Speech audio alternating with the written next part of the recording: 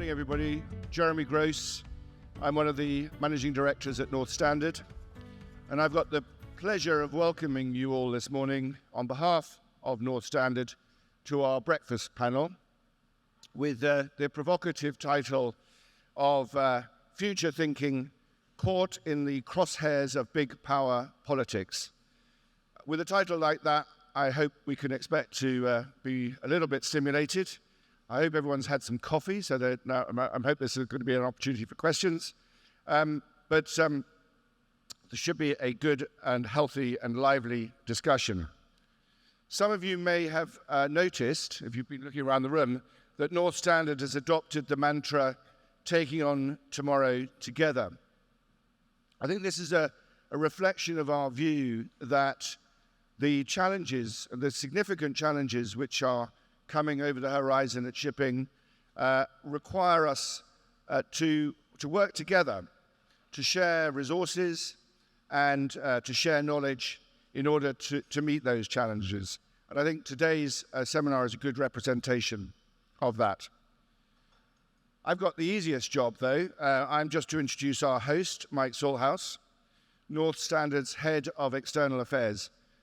Many of you will know Mike as one of the international group's leading lights in the field of claims management, but in his new role as Head of External Affairs, Mike is bringing his formidable experience and intellect to bear on helping us to develop thinking on today's and tomorrow's challenges. That's all from me. Over to Mike to lead us on today's discussion. Thank you. Well, thank you very much, Jeremy. Good morning, everybody. Future Thinking with NorthStandard. Well, what a splendid week, hasn't it? It has been an absolutely fantastic week. I think Sean's in the audience somewhere, so well done. Yeah, absolutely. Well done, Sean and your team. It has been a really, really great week. And we've had lots of very, very interesting conversations going on at this particular event. I think more so than any other of the sort of big international events that are held around the world. There's been some really good, intelligent thought going on here. Geopolitics, decarbonisation, what does big tech mean for shipping? So we got an opportunity at the end of this week to capture some of that and develop it. I'd like to say it's a small and intimate place, if that's possible when you're sort of stuck up here at the top of the gherkin. But this is a hand-picked audience pretty much. So you're picked here for your being provocative, intellectual, good questions, and you've got what is really necessary for a good panel session. We've got a really good panel. Before I get to them, we have two objectives this morning. The first one was to feed you. It is a breakfast event. Hopefully you enjoyed the breakfast, so that's objective one dealt with. The second is a good conversation. And for a good conversation, we need a panel that is both learned, erudite, and also opinionated. I can guarantee we've got some very, very strong opinions and views from our panel. It's an absolutely fantastic panel.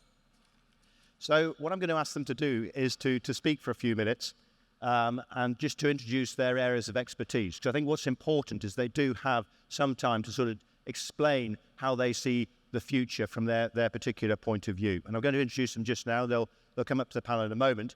But first of all, we've got Dr. Dominic. Maybe actually, Dominic, if you come up, and then everybody can see you as I'm talking. We have Dr. Dominic Donald from Herminius. Many of you will know Dominic. The great thing about Herminius, they advise the Joint War Risk Committee, but they're not shy about saying it as it comes. So that's why we've got Dominic, because he's certainly going to make set out the big calls. Next, Kate, if you'd like to come up, we have Kate Adamson. Kate Adamson is a futurist and an ecocentrist.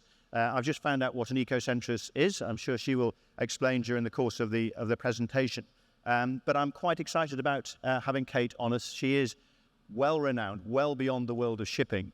And I think when we're looking in the future, we really knew our industry is quite conservative, and we do need people to sort of stretch our understanding of what is possible. So very hopeful that Kate will take us on that particular journey. Then we get to the specifics. We have Stuart Neal. Stuart, many of you will know Stuart from the ICS. And I'm particularly pleased to have Stuart on the panel because the ICS is working on an excellent initiative called Shaping the Future, which I know the international group is also very much a supporter of. And Shaping the Future is really looking at what we need to develop the fuel infrastructure if we're going to support the vessels that are carrying all these low carbon products. we're going to need a lot more tanks on the shore side. We're going to need a lot more of them because these fuels have a lower calorific content. And to build that in the time that we've got, we're going to need government engagement. And that's really the sort of thing that the ICS have been looking at. Grant Hunter, I've known Grant for a long time. Grant and I worked, one of the things I enjoyed most in the early stage of my career was working on the documentary committee at BIMCO. Absolutely fantastic work they do. But Grant is also going to start looking at some of the specifics and remind us that as we engage in this journey towards decarbonisation, it's not just about new fuels and new tech. There are some really good practical things which people with ships that only use one fuel can do to save the planet. You can sail your ships more efficiently. We need, though, to achieve that, to sort of unpick 200 years of English maritime law so that you don't just drive from A to B as fast as you can in a direct route, but you go in a different way, in a way that is more economical. And there's a lot of work to do there. I know Grant's and BIMCO are looking at that very much. And then finally, Charles Haskell from Lloyd's Register. And I don't know if any of you have been involved in some of the Lloyd's Register sessions, but there's occasionally you have the good fortune to be invited along to something which really sort of stretches your mind. And the work that Lloyd's Register have been doing in this space, I think, is absolutely brilliant. But Charles is also going to sort of pick out some of the things that might also get in the way of our journey towards a zero carbon future and quite literally saving the planet. So we're going to get started, but this isn't just about the panel, it's also about you. And we'd like you to help us, please. If you can see, there is a code there, and I think there's some screens. If you could just click on that, we're going to do a little bit of Slidoing. Okay, so if you can see that, I think it's on the next slide too. If it isn't, I'll go back. And what I'd like you to do is, once you've sort of linked up to that, hopefully you can all do so, is to answer that question, which you might think is a little bit simplistic, which is a little bit trite, but it's not, is it? Because what we're looking at really is whether what goes on in the world is going to derail the very, very necessary journey that we've got to get to. Is it a fact that what is happening in Ukraine has actually sort of distracted us, that we're all going to be making greater use of coal? The ships are making longer journeys, putting more stuff into the atmosphere? Or is the fact that Chinese-European trade, $800 billion a year, I think, US $600 billion, there is so much interdependency now that we're all going to have to work together. So give it a little bit of thought. I hope you've all sort of getting there. We all voted? Most people connected? Most people voted? Okay, well, let's see what you came up with. Oh, my goodness, what a miserable bunch. Are you going to change this view? You got about, sorry, you might not see that. You got 77% of people are utterly miserable, okay? And we've got only 27 optimists. Who's an optimist? Right, why are you an optimist? I think geopolitics will have a huge role in shaping decarbonisation. Yeah. I'm sure as we go forward in the future, the crises that we face around the world will be strongly linked to climate or water shortages or any other thing. So actually, we won't have a choice. They'll be intertwined. Okay, right, good. Well, thank you very much. I'm sorry to put you on the spot. That was very unfair of me. Right, who was in the no camp? Anybody? Who wants to speak for the no camp? Come on. Right, come on, Simon. I think the reality is that we all wish that the disagree was going to win out on this one as well. But the challenge globally is the alignment of all interests, and national interest will prevail. We are in a shifting of powerhouses at the moment as well, and realignments. We talked this week around that sort of the new emergence of the middle ground. People talk about BRIC, but actually how people sort of playing both sides off against the middle as well, and that's that was slow. I mean, ultimately decarbonisation will win out, but in the short term, geopolitics would clearly stop that. Good. Slow it. Thank you. Well, thank you both for that. Thank you very much. Okay. There you go, Donald. You've got a bunch of people who, sorry, Dominic, I beg your pardon, a bunch of people who sort of subscribe to some of your pessimism. I'm going to ask you now just about 5 minutes, then we're going to hand over to Kate, who I thought was going to be positive when I spoke to her, when I invited her on the panel, but I'm not quite sure where Kate's I'm always going. positive. There you go. Dominic, over to you. Hello, everyone. I am generally more a glass half full person. But the reality of the kind of brief that I've got and the kind of questions that people ask means that one tends to focus on the bad. We are, as humans, hardwired to look for the anomalous. We tend not to pay enough attention to what's just generally happening while the anomalies are popping up. So what I have to say, I would suggest, bear in mind that this is sort of looking at the anomalies rather than the broad pattern, and perhaps we might have a discussion around the broad pattern. I was asked to think about future geopolitics after 2030, and I have to say that, generally speaking, thinking about geopolitics, predicting geopolitics beyond 5 years is a mug's game. There are too many unknown unknowns. All kinds of stuff happens. You may get a pandemic. You may get a sudden return of massive interstate war on the European landmass. Stuff happens. So one can't predict everything with any reliability beyond, I would suggest, about 5 years. So I'm giving this a stab until 2029. So the things that I think we are likely to see in terms of broad trends as they affect the shipping world writ large. Firstly, I think Ukraine's going to win the war with Russia, but sanctions are going to remain and evolve for years to come. Secondly, Russia is going to become, in inverted commas, an enemy for Western Europe. It's going to be a bit like the Soviet Union during the Cold War, sort of shut out of Europe's regulatory, legal, economic space, with Europe rebuilding all of its defense efforts specifically focused on the Russian threat. So Russia's going to become an enemy for Western Europe and conceivably the US, if Trump is not re-elected, for at least 2 changes of leadership in the Kremlin. And I say that because the reality of Russian politics is that if Putin goes, there's no safe, sweet landing spot for something nicer.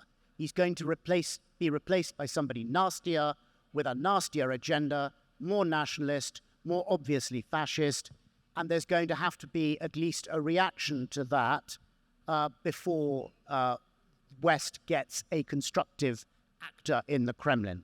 So we're looking at Russia becoming an enemy for at least 2 changes of leadership in Moscow. Mm-hmm. I think for the next 5 years, shipping interests are going to be targets of state action linked to this largely Cold War.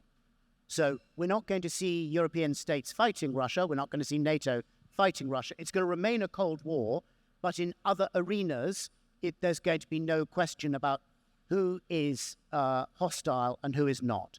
And I think shipping interests are going to get caught up in this. They're going to be the targets of state action through sanctions enforcement, through seizure or expropriation, through armed attack, probably deniable. And we're going to see, I think, cables, oil and gas infrastructure and information systems all being tested. The next point I would make briefly is that China's relations with the West, they're going to worsen whatever the West does. And that's for reasons that are fundamental to China. They're not about the West. So even if the West decides that it desperately wants to be very friendly with China and works really hard at it, the way the Chinese system works, China will end up pissing off the West, pissing off the United States, and you're going to have something of a political divide between the West and China. It's worth bearing in mind that that doesn't necessarily translate into a kind of cold economic war between the West and China. China wants something different from the world order than Russia. Russia wants to break the world order. China wants to make it work to its advantage. And the analogy I use is a playground. The world is a playground. countries are the children that are released onto the playground at break time. Russia doesn't want any teachers in the playground, doesn't want any rules in the playground, because Russia may not be the largest child in the playground, but is probably ready to be the meanest, so can get what it wants simply by beating people up or through coercion. China, on the other hand, wants lots of teachers in the playground, lots of rules in the playground, but most of them favoring China. So they want different things. So we're not going to see a kind of big divide, I think, on the economic front between the West and China, but there are going to be difficulties. Now, de-risking and friend-shoring is going to limit Western vulnerabilities on this, but the real risk of Chinese economic collapse or military confrontation, or both, must be factored in before 2031. That's an incredibly long and complicated subject. Happy to talk to some of you about it if you wish, but broadly speaking, I think the risk of economic collapse or open conflict involving China is moderately high before 2031. Do you want me to shut up now? Sorry, were you about to shut up? Or? I was about. There is other stuff, but I will be quiet about it. That's fine. I did actually have a question for you, and that really is one of the things I think that's probably surprised everybody is that Russia hasn't already won and did not win in a very short space of time.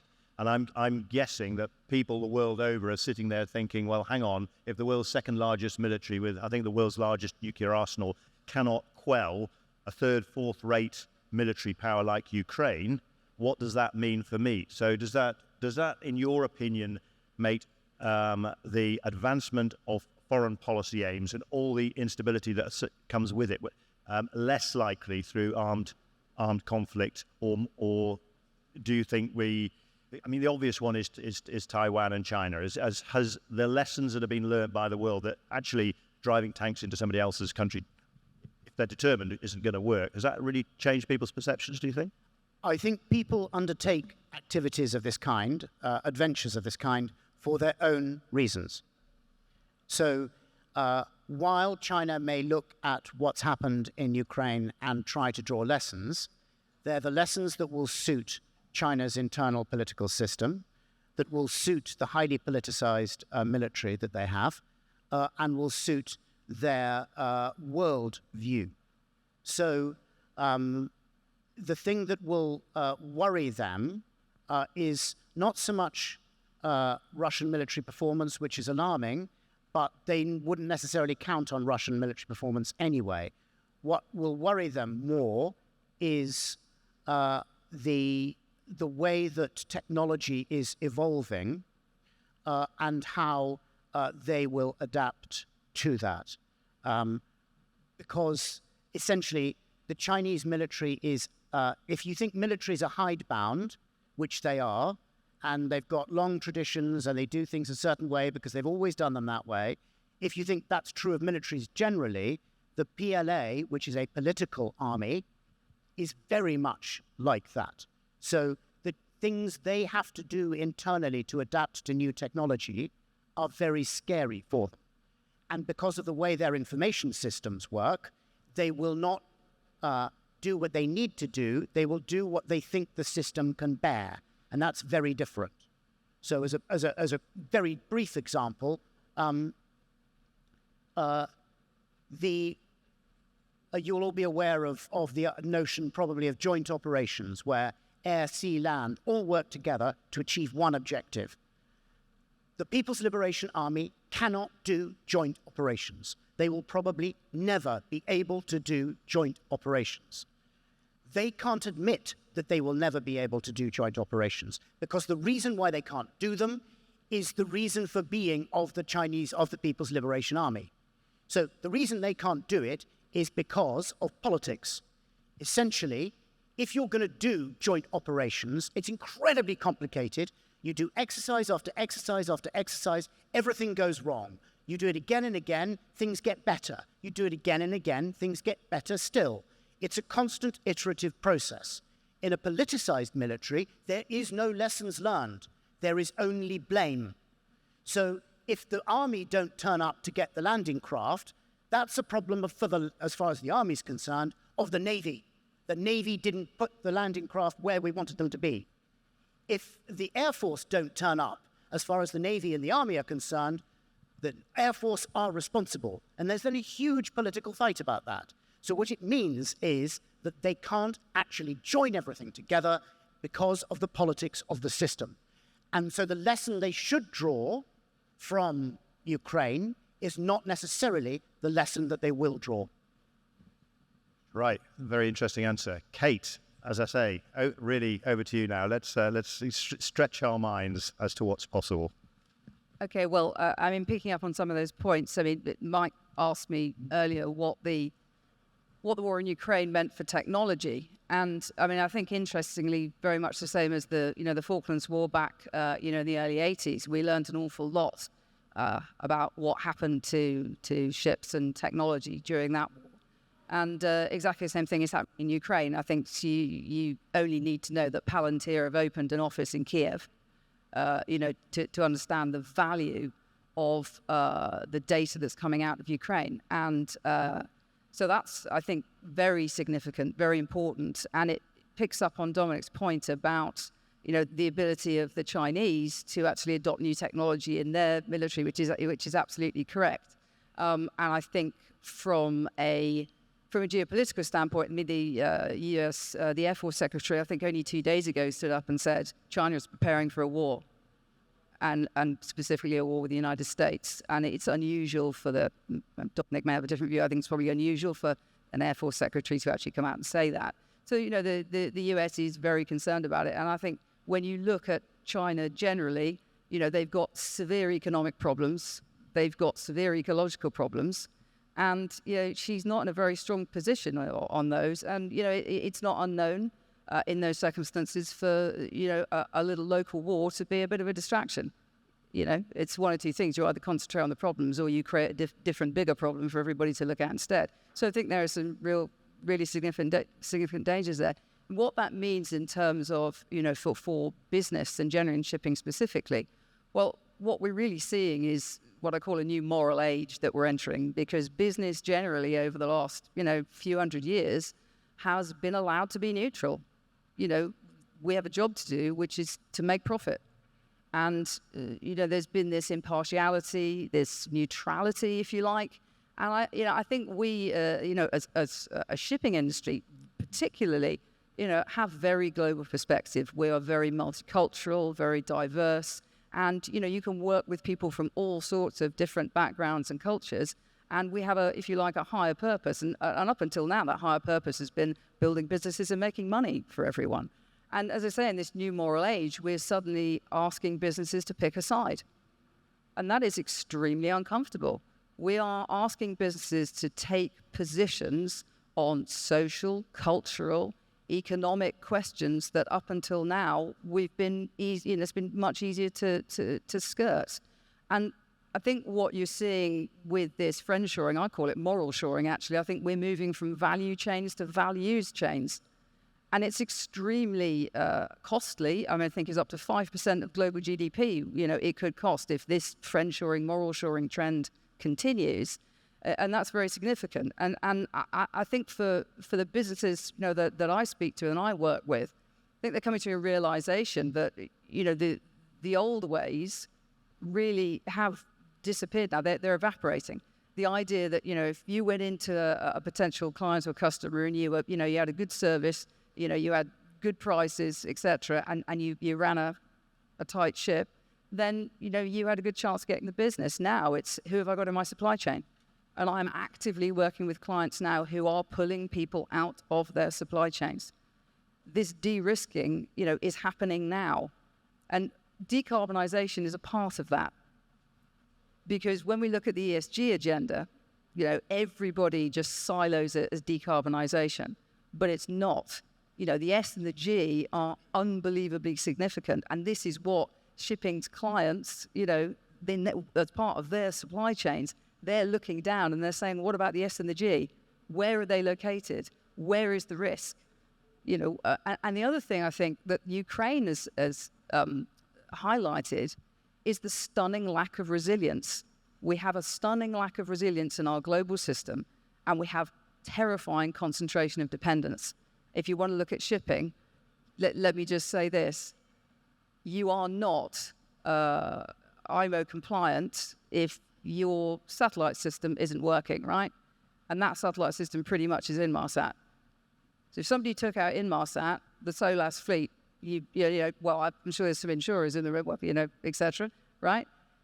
What would you do then? You've just lost insurance for all the cargo on the oceans, pretty much. That kind of concentration of dependence has gone unnoticed because of our global system, right? And everybody's just got on with it, and it's okay. Well, we'll do what makes most sense. We'll do what makes most commercial sense. And what we've ended up with are these huge concentrations of dependence that, when things start to fragment, you start to see. And one of those things as well that no one seems to have picked up on is the concentration of dependence of the shipping industry on China. Because the amount of Chinese leasing money that owns ships and the amount of shipbuilding that happens in China and in its orbit is something that the Western governments seem to have just allowed to happen. I mean, my father was down in the Falklands, and I remember very well stuffed ships taken up from trade, Atlantic Conveyor, all these ships that were taken up and used by the Royal Navy to steam south. What would we do now? And these are the kind of questions that we're talking about that we haven't done. And Ukraine has triggered that, but what's going on in China is probably the bigger threat ultimately. Thanks. I mean, I suppose the logical consequence, maybe of what you're both saying, is that the area in which this room can play is going to get smaller, because we are not going to be able to do business for moral, political, ethical reasons with the whole world in the way that shipping we've all been used to. Yeah, I mean, it's a fragmentation, really. It is, a breaking apart of the system that I don't see any way in which that is going to reverse somehow. I mean, it's deglobalization, but it's what I call nobilization. We always wanted to be global companies. Now we need to be noble companies. But whereas profit is an objective measure, right? Doing the right thing, being moral, that is a subjective measure. Yeah. And I guess it's when our customers start to attach, historically they haven't really attached value to that. Right. Now, people are starting to attach value to the way in which you do business, the way where you source your fuel, where you source your crew, how you treat your crew, all this sort of thing is becoming part of the value proposition that we're all offering. Fascinating. Thank you. Stuart, we're going to turn to you now. You're going to, because I know the excellent work that you've been doing, and I'm very interested to hear about it. And I suppose really to what extent you've been able to sort of continue with the very important agenda that you have, certainly in the Shaping the Future initiative, given everything that's been going on in the world. Thanks, Mike. And God, it's depressing, isn't it? Well, hopefully I can provide a little bit of light. And it's interesting. I probably was here 10 years ago with a bunch of energy industry executives from around the world, and we were wargaming transition strategies. And this was before Trump, and we were identifying the rise of Duterte and Trump and Brexit and all this fragmentation of and moving away from the Big Ten Bretton Woods environment and understanding what that means for decarbonisation for the energy sector, which is where I come from. And then when we came into the shipping industry, and the board of ICS and Guy sitting here was very much driving this, we need to understand our place. We're working very hard on the regulatory piece and obviously working with IMO in terms of how we as an industry operate. We COP in Glasgow launched a Just Transition Task Force to look at the people, because, without people, you're not going to do any transition and transformation. You need to start thinking about investing in people operating in a different environment, because you don't even have the trainers to train the people that you need. And that takes, 12 years in terms of the cycle, and you need to engage people to start thinking about that. But then I think the other piece that we were really working on is the system effect. The industry is very good at talking about itself and worrying about what fuel is it going to use, because we've been using this bunker fuel, and are we going to use LNG, and are we going to use ammonia or methanol? And the reality is that we're an industry that has used the fuel that no one wanted, and therefore we weren't in a very difficult environment to get access to these fuels, and there was a global infrastructure evolved over time. but then understanding our place in that, because if the world is going to transition to new fuels, and it's an interesting thing about the if, because there's a lot of MOUs, a lot of statements out there, and we did some analysis. We actually asked the Tyndall Centre for Climate Research to look at these analogies, all these MOUs, what's actually happening underneath that. Only 4% have actually got FID. So the transition to new fuels is going to be slow. It's going to be different as well, because ultimately the starting point is probably going to be the Middle East, because they've got access to finance and an endowment of solar and technological innovation, and they have got the oil companies to do that. But there's a slow transition there, because we're all not sure what's happening.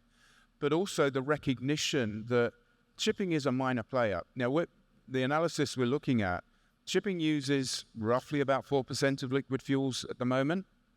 Not going to change much, because most of these liquid fuels are going to be used whether into the smelting industry, the steel industry, onshore operations, and all the governments that we're talking to around the world. And what you're seeing, you will not have a globally traded fuels market for probably about 15, 20 years. You're going to see bilateral relationships between countries understanding where their fuel security is coming from. And they're going to say, I'm doing a deal with you, and it's a friendly nation where I can trust, or I have some form of trust that I can get access to those fuels. But what we need to do as an industry is understand that, because we're not going to build a global infrastructure for ourselves. And, we've read in the papers there's a company that's having to start doing that, a shipping company doing that. But they've also recognized that it's not going to be for ships, it will be for other industries. So how do we think about this as an opportunity for us? Because fundamentally, the maritime sector transports cargo. So let's not get caught up so much on what fuels us, because those technologies will evolve. The regulatory piece will provide some certainty, and that obviously is a piece of work that they'll work on. Then you look at how renewables evolved and transitioned. There were regulatory and metrics that put in place with a feed-in tariff that unlocked potential and drove down cost of development of technology, which then made it financially viable with support from governments. We don't have that for shipping, because we travel between countries. And then the other piece, which I think touches on the geopolitics as well, countries will be under more and more pressure to meet their nationally determined contributions. So they will want to maintain these liquid fuels for the high-intensive industries and their emissions nationally. So shipping will not only struggle to get access to a market where they've not already have access, but also there will be a political imperative. So what we need to do is build an infrastructure, and we're working with governments now. So we've launched in Goa, and we're working on this under the Clean Energy Ministerial, so it's completely outside the maritime sector, about how you build a global infrastructure for the transportation of fuels safely to feed other industries, recognizing that also is going to provide an infrastructure for shipping. But it's going to be different, and it's not going to just be ultimately it will evolve from being an east-west transit of fuels to a north-south, and that will change over time, and you will get losses and you will get advances, and there are some bonkers things being talked about, which we can go into for many hours, but there's a fantasy land about what's happening, and we need as an industry to understand what the reality is and build an opportunity, because as we've heard, the new fuels are less calorific in their value, so we're going to have to move more of it. So where we have a fleet of tankers in the world, if you meet the 1.5 degrees and you decarbonize the world, you're going to need an awful lot more tankers to move that, but it will be a different system. So we as an industry have always been very good at spotting opportunities and going for that. And that will then drive price down and will drive technology, which we can then utilize to a range of things. And then they will bring in CCS, because a carbon market is evolving. You see in Tradewinds, Lloyd's List, every publication, another carbon tanker being purchased. There's a different dynamic going on out there with other industries. So we need to stop just always thinking about ourselves, and we do have to do that. We have to think about ourselves and make sure we're representing our own industry in that space. But the other world isn't waiting for us either, and they have exactly the same challenges and worries and the energy sector always worries that no one understands us. How does the power get out the wall? And we always say no one understands us. And every industry, and I've worked with multiple sectors all through my career, we all have the same challenges. So we need to understand what their challenges are, because we drive their transition as well. And what we can't be is the problem and the cork in the bottle, but we also can't move too quickly because we're interdependent. And those interdependencies which the military face or fail with, what we don't want to be is a failure point. We want to see an opportunity so we can move forward. Mike. Well, that's fascinating. I'm just hugely impressed by the work that the ICS has been doing in this particular space. Now, I think it started probably before Ukraine, also the idea. So, what impact has what has been going on in the world had on the sort of the engagement that you necessarily have been seeking out? Has it proved a distraction, or has it just continued anyway? I guess it's actually created proof of concept, because what we have seen with the move away, and Germany is a really interesting case in point, because in the energy space, they had a very high proportion of nuclear in their mix. And for political reasons, because the Green Party were having a very increasing rise in certain parts of Germany, Angela Merkel took a decision to pull out of nuclear in Germany, which ultimately meant more coal going up the Rhine. And they became more dependent to Russia through various pipeline existences. And then you've seen that switch. I remember talking to people saying, if you've got LNG in your fleet, start building more, because that's where you've seen energy security and that friendshoring and that whole mindset. And when we were doing these scenarios here in the energy space, we started out with what was called symphony and hard rock. Symphony being orchestrated world, the old Bretton Woods consensus, going through climate accords. We have Paris, everyone does what they're told. Then you had hard rock, which was a cost-optimized solution, which kind of bottom-up approach. But we were working through this, and that was our original, first starting point. And we tried to see where the evolution was, 3-year time horizon transition. And we saw this extra thing coming up called hard rock. And it's this nationalistic approach, and energy security being a priority. And we've seen that as a reaction to Ukraine, recognizing that the fragility to some extent in supply chains, in energy security, which trumps everything.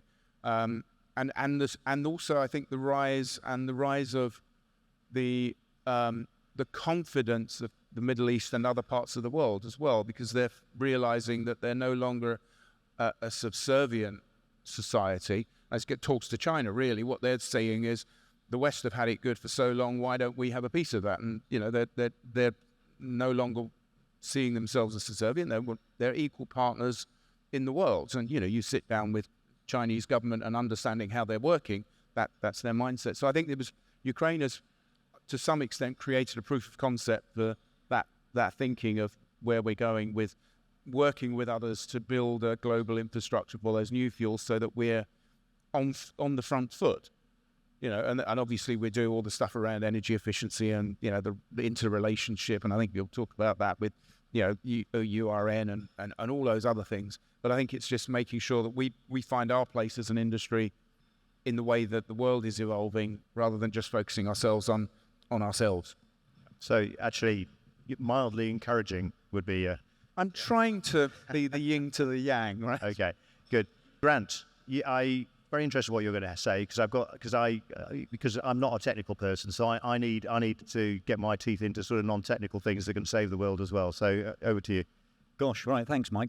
BIMCO is an organisation that is renowned throughout the world for producing standard contracts and clauses, charter parties, the contracts that essentially form the contractual fabric of the shipping industry. It's a very important task that we do. But as we kind of look to the future, and clearly we're going to be focusing on greater efficiencies in our industry, you have to ask the question if the suite of charter parties, voyage and time charter parties that we use now are really suitable for the purpose of getting towards much greater efficiency in the industry. Because the fact is, the contracts that we're using now, the underlying principles of these contracts are often over 100 years old. Is that still relevant in the 21st century? And certainly what BIMCO's been engaged in very heavily for the past, perhaps maybe 20 years or so, has been developing add-on clauses for the voyage and time charter parties that our industry uses that often has to overturn these underlying principles to make shipping more responsive, more proactive, and more efficient. An example of that, of course, is the slow steaming clause that we introduced quite a number of years ago to sort of drive down the use of fuel to make shipping more efficient, to reduce emissions. You can slow steam, but you can't, under most time charter parties, without modifying the wording, doing that. You have an obligation to proceed at utmost dispatch, to go as fast as you can safely go. So we need clauses to modify these basic principles. And increasingly, more and more things are being added to our standard contracts to allow these things to happen. So the contracts are getting bigger and bigger and bigger, but we're not really yet addressing these underlying principles and how we move forward and focus on greater efficiencies in our industry. Now, it's talked about a lot in the industry. What are our inefficiencies? What are our inefficient practices that we are essentially rewarding ourselves for? The sail fast, then wait practice. So you go as fast as you possibly can, and then you sit and wait anchor for a couple of weeks. Now, people can easily recognize that that's very, very wasteful of fuel. It increases emissions, and it's not exactly practical just to sit around in a congested port. It's not safe. It's not good for the port for their emissions either. But we have to change the contractual principles to do that. We need to look at other ways of managing the industry to make shipping operate more efficiently. But married to the concept of sail fast, then wait, of course, is demurrage schemes. Many owners make very tidy profits out of demurrage schemes. It's an incentive, but we're essentially rewarding inefficiency. But you can't suddenly say, okay, well, we're not doing sail fast, then wait, and so you won't get demurrage. That's not going to work.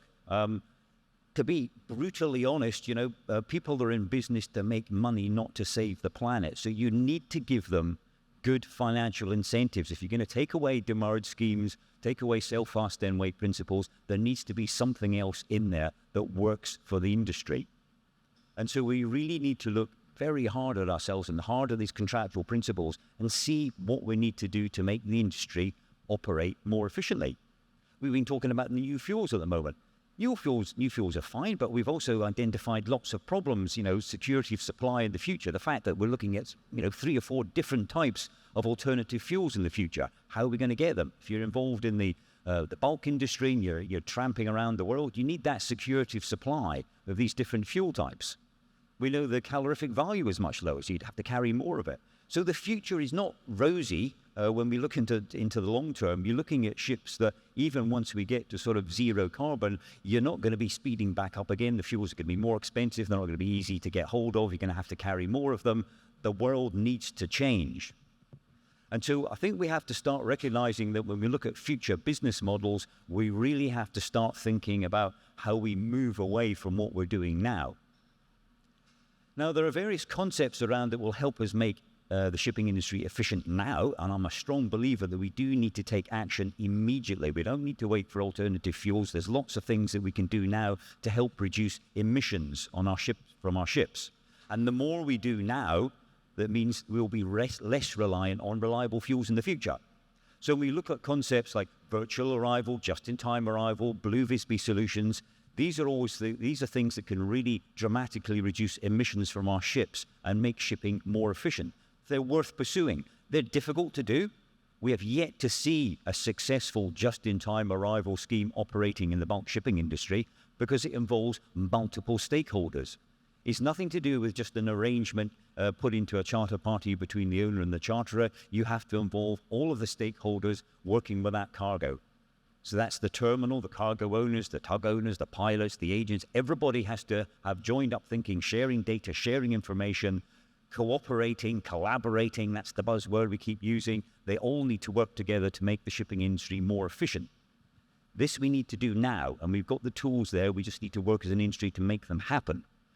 But in the longer term, we can't work as an industry just in isolation to think we make ourselves more efficient and that's enough. We need to look at the entire global supply chain to really achieve efficiencies. Because what we recognize as an suboptimal practice in the industry of sail fast, then wait, For a cargo owner, that's an optimal practice. And that's when the two things collide. How do we resolve these things? For a cargo owner, it may well suit them very well to have several ships sitting at anchorage in a port so that they have the cargo available. If there's any delays to a ship due to weather, there's another ship waiting there. If it's for loading, they don't want to wait for one ship to arrive before they load and then have to wait for another one to arrive. If there's any hiccups in the system, then you impact on the global supply chain, which is effectively meant to be a continuous pipeline. Shipping is a marginal cost in the global supply chain. It's much cheaper for the cargo owners, who are the ones who are really calling the shots here, to have ships waiting, to have this buffer built into the system, than it is to risk having to close down a mine or delay cargo coming to a port. And we have to take this into account in the future. We have to stop thinking just about the relationship between the owner and the charterer to make shipping efficient. We have to work together with all the other key stakeholders in the global supply chain. Is that an easy thing to do? No, it's going to be really, really difficult, but it is how we have to move forward as an industry to achieve true efficiency. I'm, as a lawyer, I'm actually quite excited about that, because you actually, as I say, you're actually redrafting or you're changing 200 years of English legal principle, given that essentially it's English law which sort of drives modern shipping law, and that's quite difficult. But I don't know who's going to do that. Do you have any sense in BIMCO? Because I know you've put a lot of thought into this, of what are the bodies and institutions that are capable of driving that systemic change? You talked about the technical infrastructure, we've talked about the legal infrastructure, but I mean, is it IMO? Is it CMI? Who actually really has the ability, the big players that can actually make this thing start to shift? Yeah, what I think is that no one organization can do this. This is where we have to work in partnership. We really do have to collaborate to achieve anything like this. It's not a regulatory matter. It's more commercial and legal. We need to change cultures and mindsets in the way business is done, and to create new incentives for doing business more efficiently. So it's getting together. And I think BIMCO has an important role here to help facilitate that process. At the moment, we're kind of just socializing these ideas. We call it the Fourth Way Project, but we need to talk to all the stakeholders and get them on board. And so far, we get a very positive response. We don't have answers on how it can be done, but we need to speak to all the stakeholders. And even, the English law fraternity, they have an important role to play here as well, because every time we question, if the most commonly used time charter party in the dry bulk industry is still NYP 46. It's a 77-year-old charter party. And if you ask commercial people, why are you using such an old charter party? It even predates containerization. It talks about loading best Welsh coal for your bunkers. Why would you use that? And the answer is, well, okay, because it's backed up by case law, English case law, and that supports us for the commercial risk. We feel comfortable with it. How do we move away from that?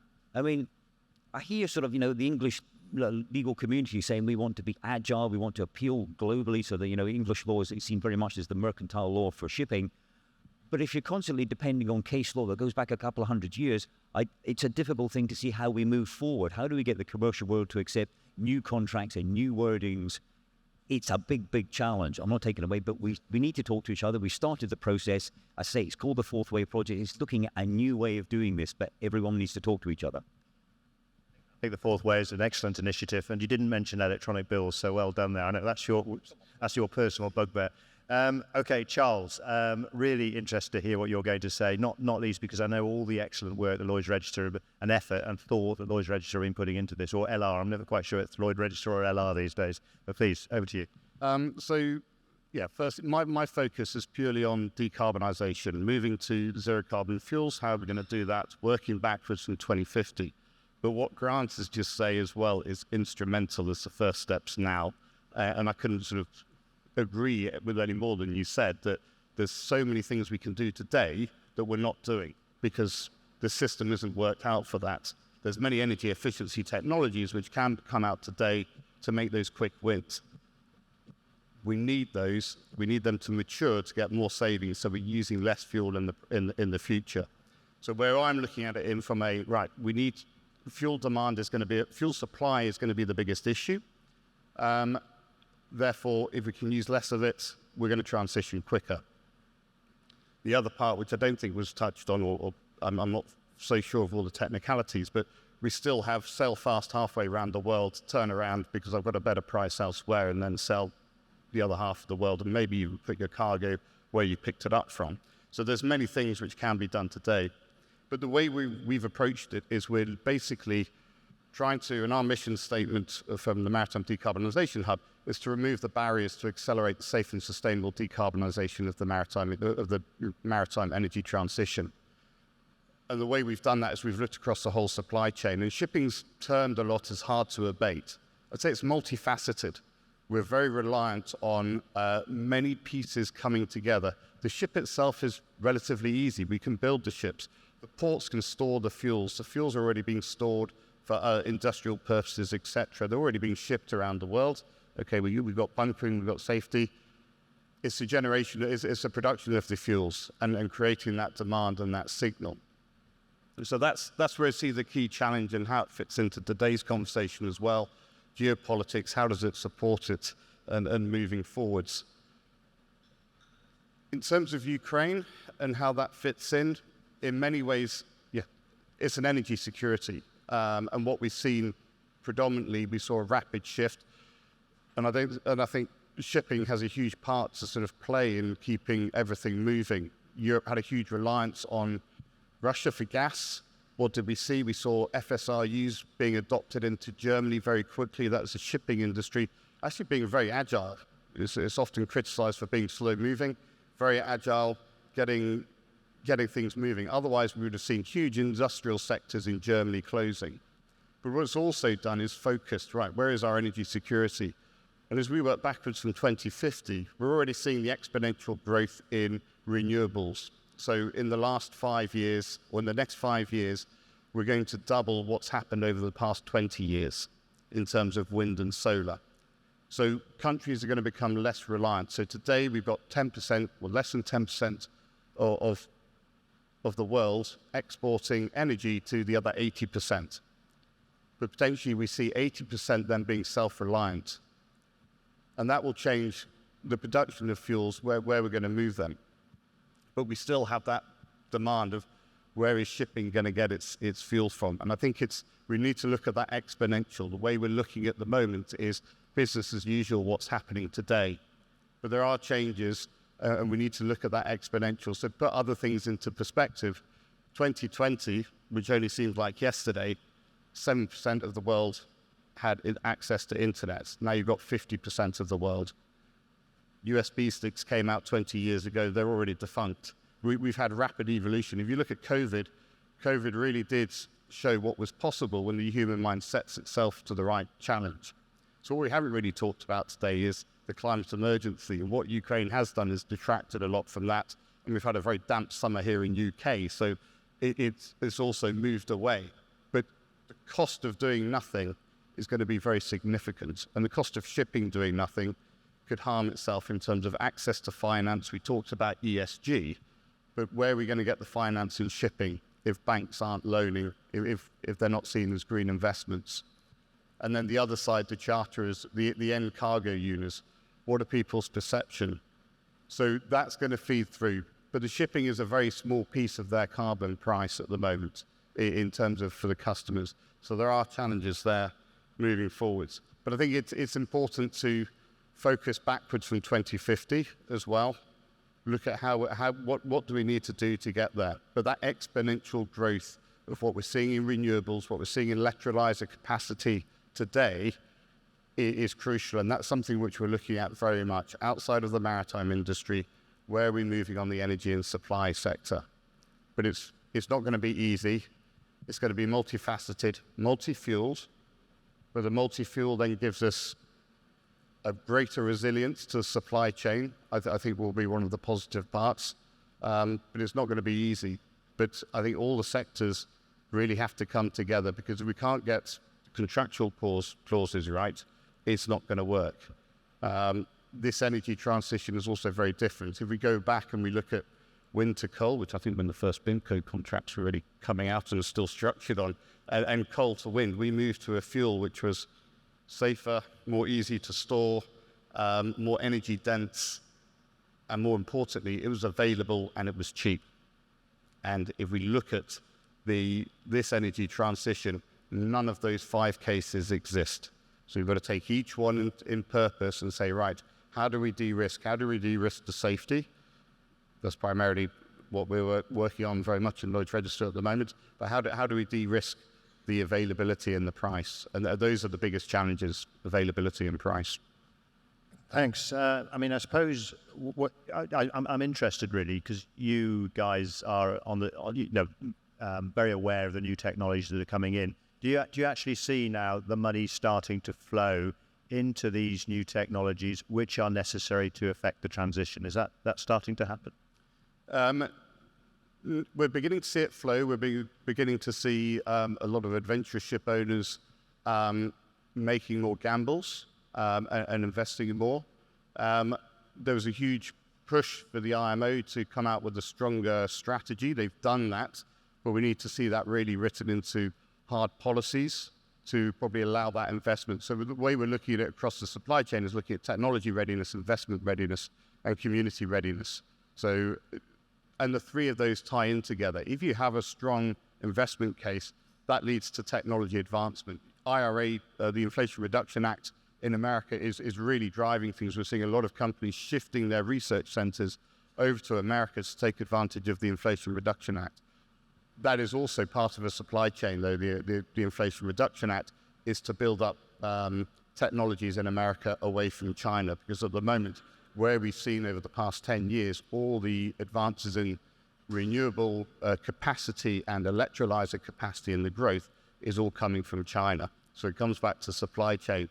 Where could we be where could we have a real supply chain shock is China. If they stop exporting electrolyzers or keeping that in-house, there's greater power shift there. So we're seeing a lot more shift there, but more needs.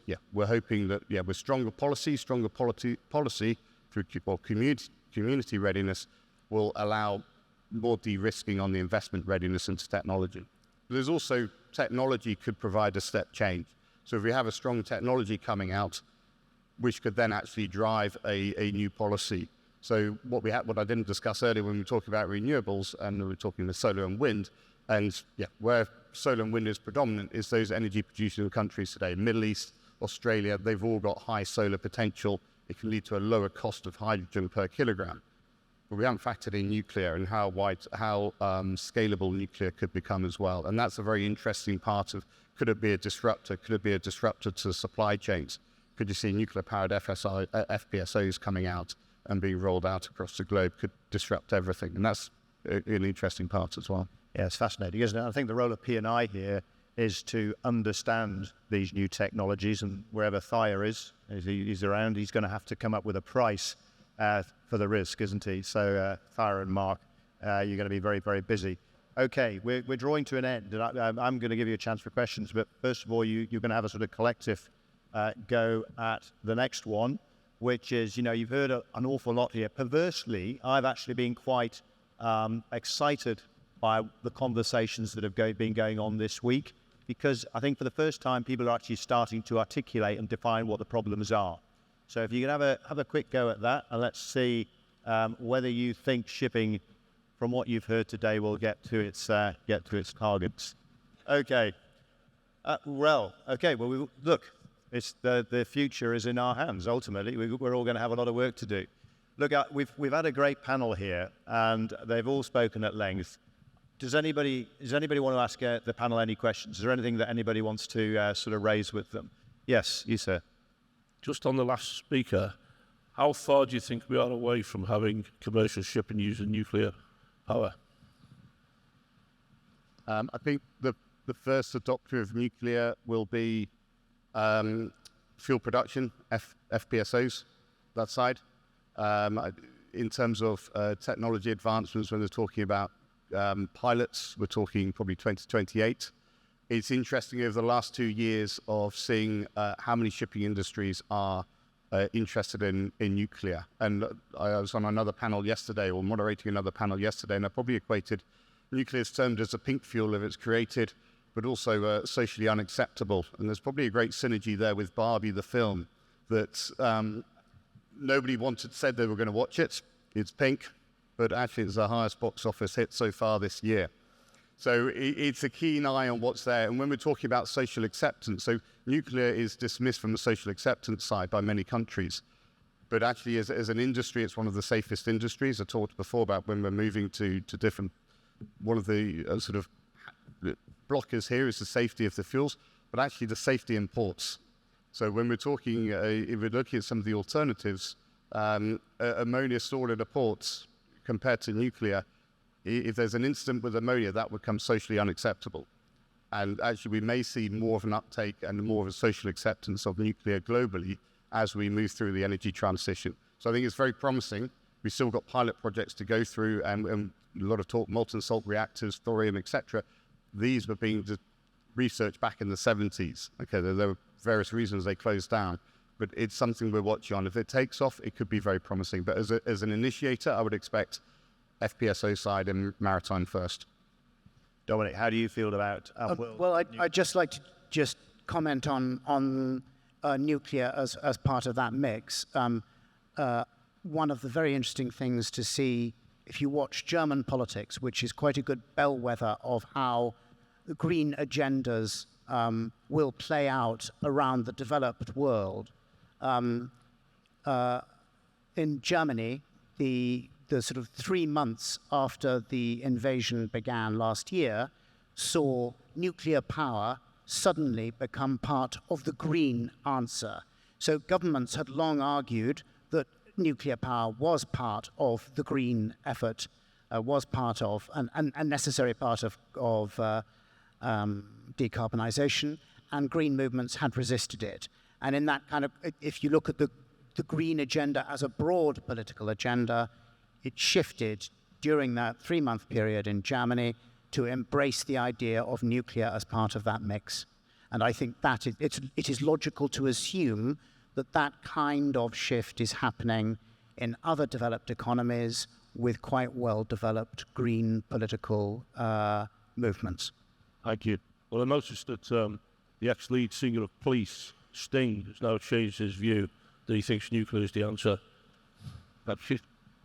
It's fascinating, isn't it? It's an exciting technology. From a claims perspective, I do not look forward to my first collision involving a nuclear-powered merchantman. And point two is where on earth are we going to get all the engineers from? I hope the technology is straightforward enough for us to be able to educate the world's seafarers en masse to use it safely. I think we've probably got one more time for one more question. Anything else anybody wants to? Oh my goodness. Very brief. And Nick Shaw from the International Group. It's a question really for the first two speakers. US-China trading relationship last year, I think, was $690 billion going each way. 8 of the 10 busiest ports are in China, as published by Lloyd's Register in their report yesterday. You've talked about a trend to friendshoring and nearshoring, but surely the West will not be able to just switch China out of the supply chain in the next 5 to 10 years. There must be an element of real politic here. The essence of your question, the West is not going to be able to turn off China, is correct. I think also the West will not want to turn off China, and China does not want to turn off the West. What I think we are going to see more of is the process that began really about 5-6 years ago of supply chains shifting, becoming regional rather than global. So while the volume of trade going into and out of China might not change, the destinations and the ports of origin of that trade may well change. So instead of the west coast of the United States getting traffic directly from China, much of it will come, say, via Indonesia or Vietnam, where the materials that would previously have been shipped directly from China, essentially different technological stages have been introduced into the equation, and stuff is sort of moved around regions and then to the West. So I think that's, broadly speaking, what is likely to happen. I would say that China really does not want trade with the West to stop. But there are going to be, indeed, can't afford it, but there are going to be very big difficulties because China simply does not understand and will not accept how the West works. And the point I was making, that relations with China will worsen whatever the West wants to do, really is a function of this. China does not believe in the rule of law, this is Chinese Communist Party, shouldn't mistake one for the other. The Chinese Communist Party, ideologically, does not believe in the rule of law. It thinks it is a Western construct. It's not real. It does not believe in free will. It does not believe in conscience as a motivator of judgment. So that is why it consistently gets Western politics utterly wrong. And given that the principal mechanism for China reaching out to the world, its diplomatic service, now has only fundamentally one audience, and that's in Beijing, because of the purges that have carried on. Essentially, diplomats no longer reflect what they hear in the country they're posted to and pass it up the chain. What they pass up the chain is what is going to be useful for their career and their survival. And what they say in public in the country they're posted to is what's good for their career and good for their survival.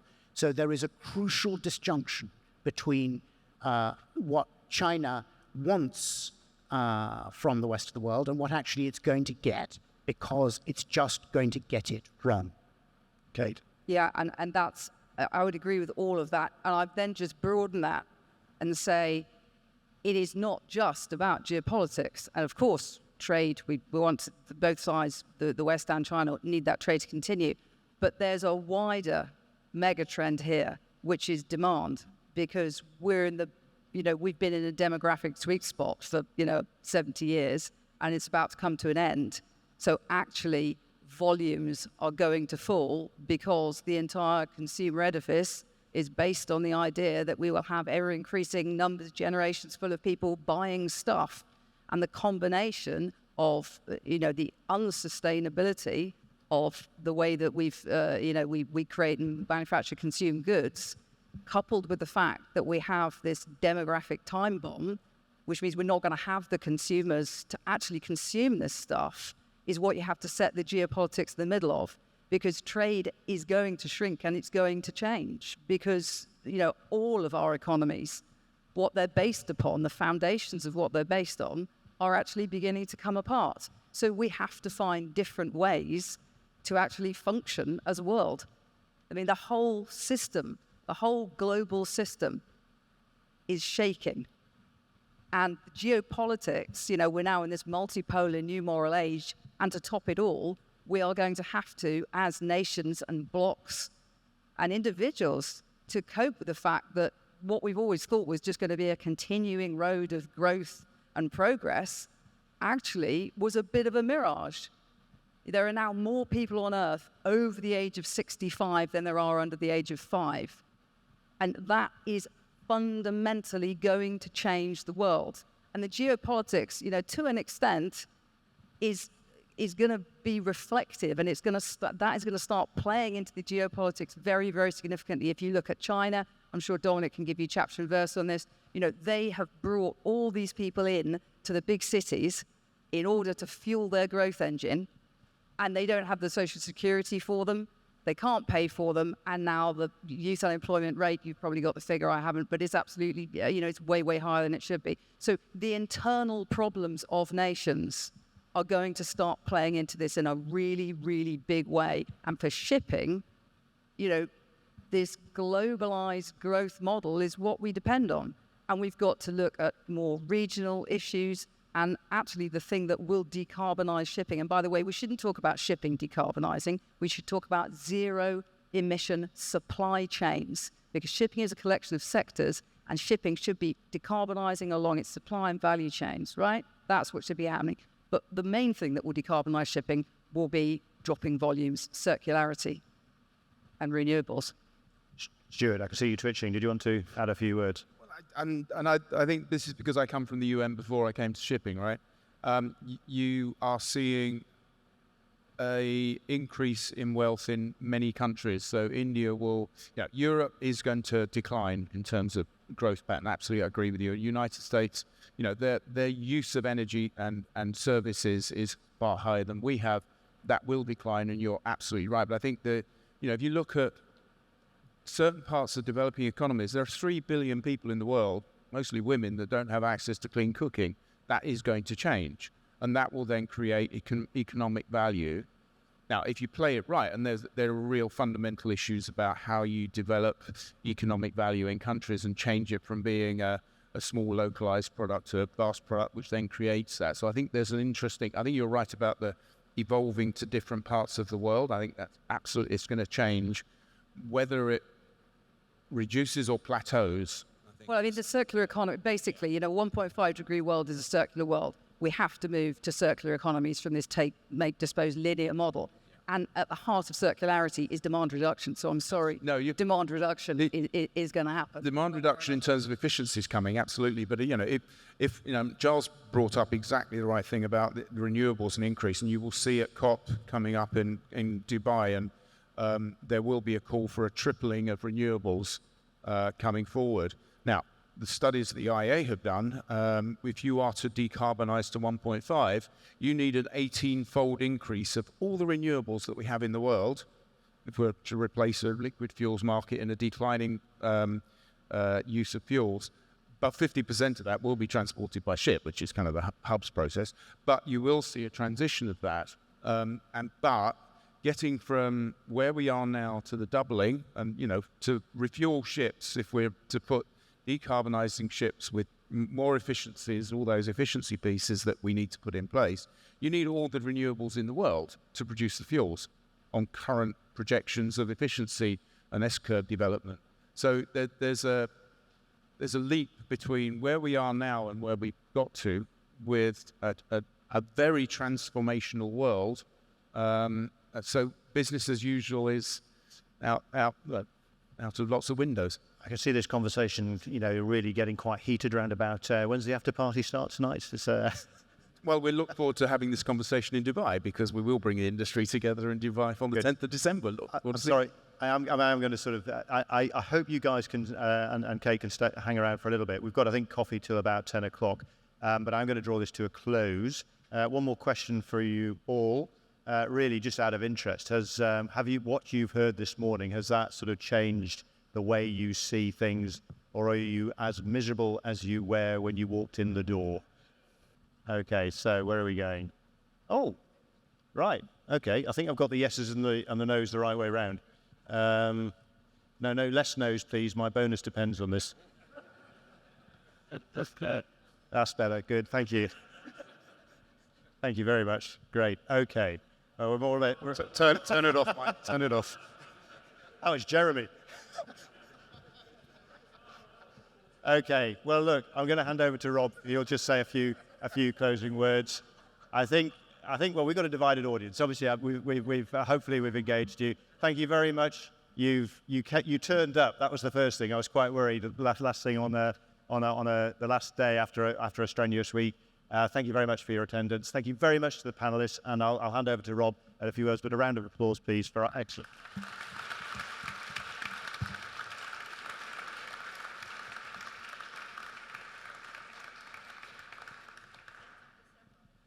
And drawing this panel discussion to a close, we've heard about big power politics. I'd like to thank our panellists, just to echo Mike's comments, Dominic, Kate, Stuart, Grant and Charles. It's been so interesting. And of course, thanks to Mike for his facilitation. And thanks on behalf of everyone at NorthStandard. I think I can speak for everyone in the audience in giving that thanks.